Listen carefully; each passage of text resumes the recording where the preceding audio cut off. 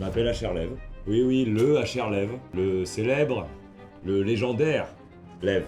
Le fameux peintre des crucifixions de Brooklyn. Comment trouver sa voie quand tout s'y oppose? Roman culte aux États-Unis, Je m'appelle HR Lev est adapté pour la première fois sur scène en France par Anna Jazz Martins, avec Martin Carman, Stéphanie Caillol et Guillaume Bouched. C'est l'histoire d'un jeune prodige de la peinture qui grandit dans une communauté juive ultra-orthodoxe. C'est un don assez extraordinaire.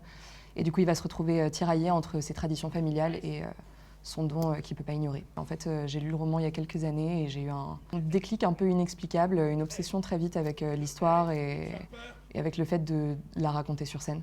C'est vraiment ce texte que je trouve magnifique en fait en lui-même et que je me suis dit qu'il se raconterait bien au théâtre et qui m'a donné envie de le monter. De quoi a-t-on l'air lorsque mon fils passe son temps à dessiner au lieu d'étudier? De quoi a-t-on l'air?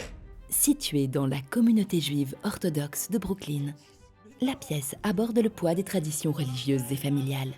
C'est-à-dire que c'est se battre avec sa famille, avec lui-même aussi, puisque il a été élevé dans une certaine éducation et d'un coup, cet appel qu'il a pour l'art et pour la création ne correspond pas au milieu dans lequel il a grandi.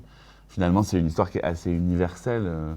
Comment, à un moment donné, on peut sortir de son éducation, de son milieu familial, pour aller vivre sa propre vie, et est-ce que nos parents vont être fiers de nous, à un endroit où on ne nous attendait pas forcément. Et ça, c'est des choses qui peuvent se trouver dans la vie professionnelle, dans la vie personnelle, dans les choix qu'on peut avoir dans la vie.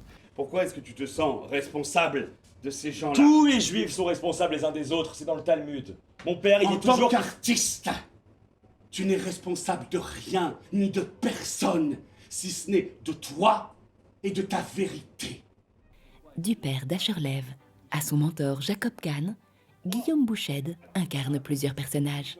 C'est l'adaptation française d'une pièce qui existait déjà sous cette forme. Mais ce qui est drôle, c'est qu'en fait, quand je n'avais pas encore connaissance de l'existence de la pièce et que j'ai commencé à réfléchir à la forme que je voudrais donner à ce roman sur scène, j'avais cette idée de, effectivement, multirôle qui m'est apparue de manière assez évidente, notamment parce que le père et Jacob Kahn, il y a quand même la figure paternelle qui se retrouve dans les deux, en fait. Et donc, en fait, c'est beaucoup partie de ce personnage-là. Il y a une corrélation, quoi. Oui. À l'instant où on joue un rôle, les autres n'existent pas. Enfin, on est dans l'histoire de ce personnage-là, et finalement, je trouve pas que ça fasse appel à...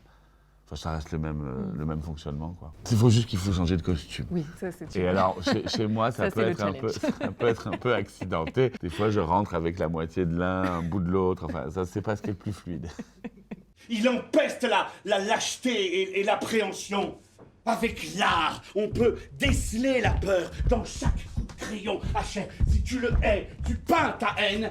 Créée au Festival d'Avignon, la pièce fait enfin ses débuts à Paris. Je crois qu'on est très content de faire découvrir ce beaucoup spectacle. d'excitation. C'est un spectacle qui nous émeut, qui nous parle. On adore raconter cette histoire. Enfin, moi, il y a beaucoup d'émotions de l'amener à Paris, et parce que moi, je viens d'ici en plus. Donc, c'est le parcours de ce spectacle, il nous touche beaucoup parce que l'histoire nous touche et l'amener à différents endroits, voyager un petit peu avec, en fait, c'est hyper émouvant. Et tu le détestes. Oui. Alors peins ce que tu ressens.